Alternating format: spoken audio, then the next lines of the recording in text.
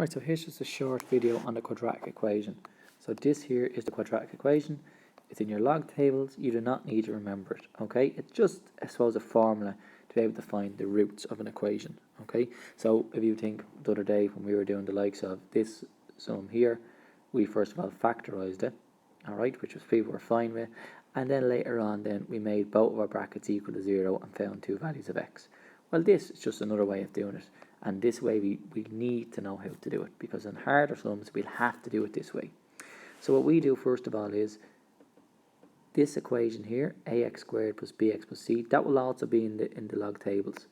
Okay, so both of these are in the log tables. You will not need to remember them. The only thing that we need to remember is we don't need to remember anything. What am I saying? We don't actually need to remember anything. All we need to know is that, well, this is what we're going to be given. This is our quadratic equation, and we're just going to match them up. So we have our a.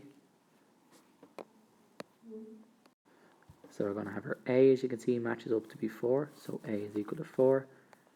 Our b matches up to be 7. And our c matches up to be -2. And that's all we need to know so far. That's all. As you can see, lads, we can see them matching up, can't we? A, b, and c. And just don't forget the signs there. Are there. So that's a plus, and that's a minus. After this, what we do is we plug them into our equation. So x is equal to, and now we're going to replace everywhere where there's a b, we're going to replace it with 7. So it's minus and 7 in brackets. So just put them in brackets. It just makes it easier. Plus or minus square root. And as you can see up here, we have b squared minus 4ac. So instead of b, we have a 7. So 7 squared in a bracket minus 4, then in brackets a, and in brackets c. All over 2 bracket, and what's a in this case? 4. So just look at that again, lads. All we've done is matched this, so putting in our letters here and put them in brackets. Okay, now we can start doing it bit by bit. So x stays what it is. Minus 7 becomes minus 7. And now in this bracket, one thing we can do is we can just throw all of this into the calculator, not our square root, just the numbers inside it. So 7 squared minus 4 times minus 2. Or we can just do them bit by bit. So I'll do them bit by bit in this case. 7 squared is 49. 4 times 4 is 16, times 2 is 32, and 2 minuses make a plus. So plus 32 all over 8.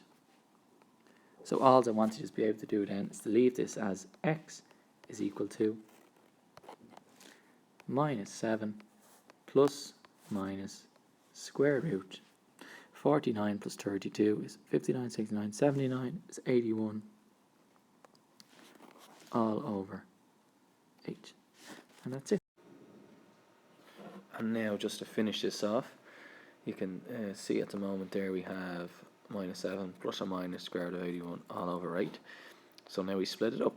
One time it comes with a minus here, the other time it comes with a plus, because if you remember up here it was plus or minus. So with a minus here and with a plus here.